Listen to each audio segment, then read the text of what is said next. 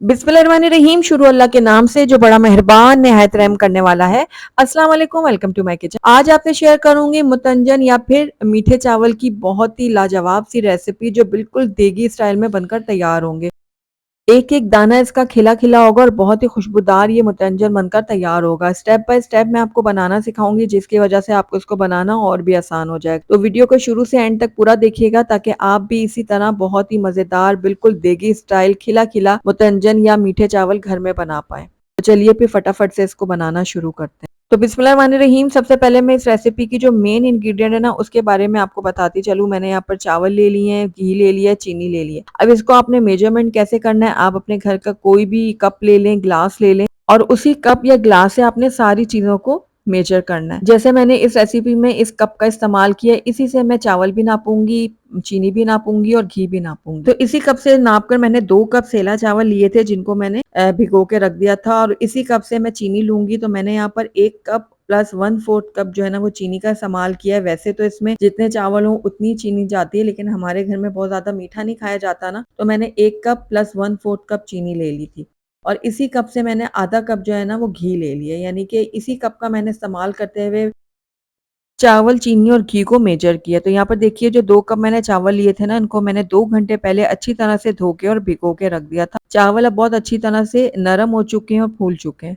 तो चलिए बिल्कुल देगी स्टाइल मुतंजन या फिर मीठे चावल को बनाना शुरू करते हैं। तो बिस्मिल्लाहिर्रहमानिर्रहीम। यहाँ पर खुले बर्तन में मैंने खुला पानी ले लिया था और उसको उबलने के लिए छोड़ दिया था। पानी में उबाल आ चुके हैं। अब इसके अंदर हम ऐड करेंगे नमक। नमक मैंने बिल्कुल हाफ टी स्पून डाला है, ज़्यादा नमक हमने इसमें ऐड नहीं करना। और उसके बाद जो हमने चावल को भिगो के रखा था ना, ये सारे चावल डाल देंगे इसके अंदर। अच्छी तरह से हम बाउल को साफ करेंगे, कोई भी चीज़ ज़ाया ना हो ताकि।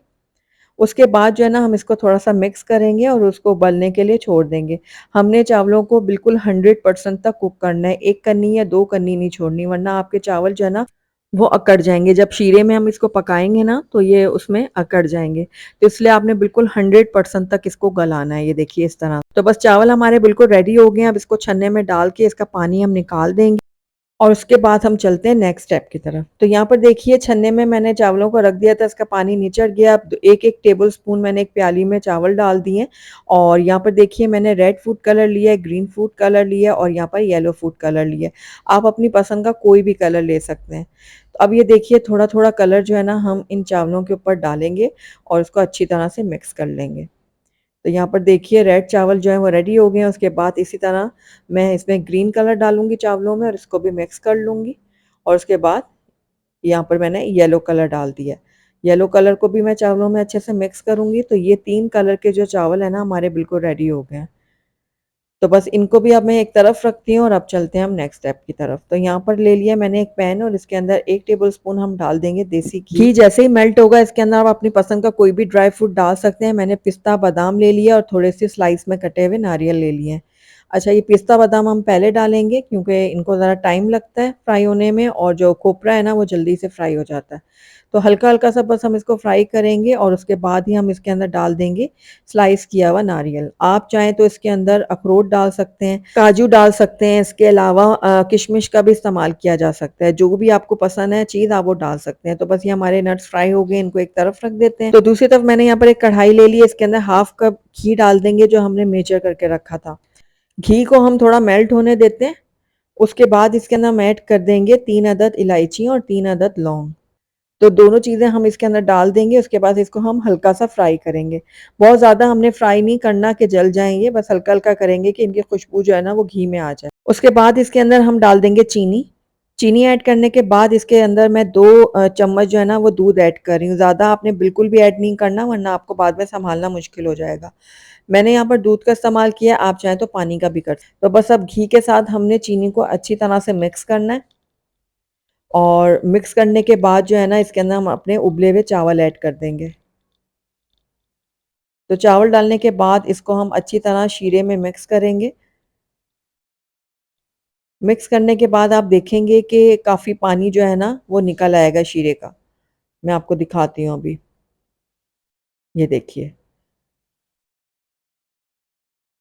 पानी निकल आया ना, इस पानी को हमने ड्राई करना है। तो हमने मीडियम हाई फ्लेम में जो है ना इसको ड्राई करना है।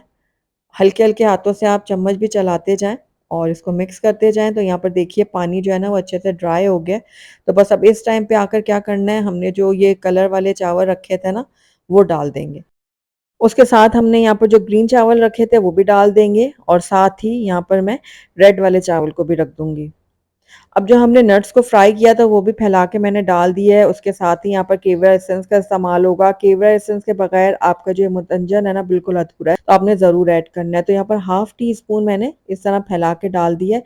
अब कपड़ा लगा देंगे इसके ढक्कन में और 10 मिनट के लिए लो फ्लेम में पका लेंगे। तो यहाँ पर देखिए 10 मिनट हो गए थे दम पे रखे हुए इसको और यहाँ पर देखिए बहुत ही ज़बरदस्त सी खुशबुएँ आ रही हैं और आप देख रहे हैं कितना खिला-खिला सा हमारा ये मुतंजन बन के तैयार हुआ है।